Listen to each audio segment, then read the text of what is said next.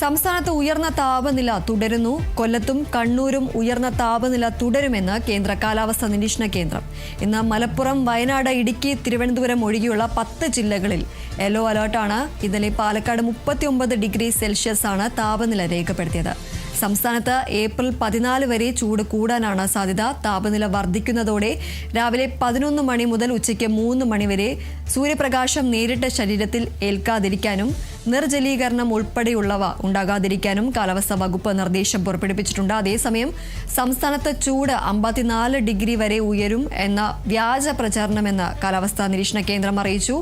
April 29 മുതൽ May 12 വരെ താപനില 45 ഡിഗ്രി മുതൽ 55 ഡിഗ്രി വരെ ഉയരുമെന്നും തുറസായ സ്ഥലങ്ങളിൽ നിൽക്കരുതെന്നും ചൂട് മൂലം മൊബൈൽ ഫോണുകൾ പൊട്ടിത്തെറിക്കാമെന്നും കാറുകളിൽ ഇന്ധന ടാങ്കുകൾ മുഴുവനായി നിറയ്ക്കരുത് തുടങ്ങിയ വ്യാജ പ്രചാരണങ്ങളാണ് വാട്സാപ്പ് സന്ദേശങ്ങളായി പ്രചരിക്കുന്നത്.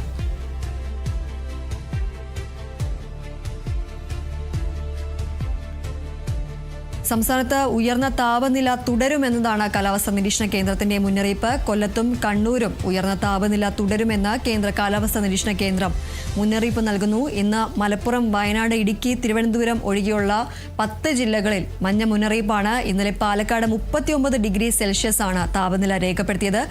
ഏപ്രിൽ 14 വരെ സംസ്ഥാനത്ത് ചൂട് കൂടാനുള്ള ഒരു സാധ്യതയാണ് നിലനിൽക്കുന്നത്. താപനില വർദ്ധിക്കുന്നതോടെ രാവിലെ 11 മണി മുതൽ ഉച്ചയ്ക്ക് 3 മണി വരെ നേരിട്ട് ശരീരത്തിൽ സൂര്യപ്രകാശം ഏൽക്കാതിരിക്കാനും അതുപോലെ തന്നെ നിർജ്ജലീകരണം ഉൾപ്പെടെയുള്ളവ ഉണ്ടാകാതിരിക്കാനും ശ്രദ്ധിക്കണമെന്ന് കാലാവസ്ഥാ നിരീക്ഷണ കേന്ദ്രം അറിയിപ്പ് നൽകിയിട്ടുണ്ട്.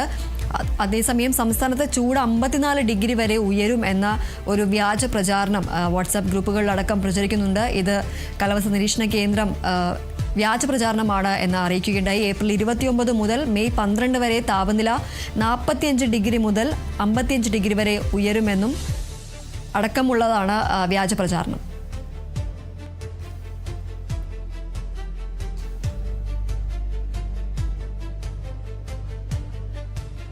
ഇടവേളയ്ക്ക് ശേഷം തിരികെ എത്താം.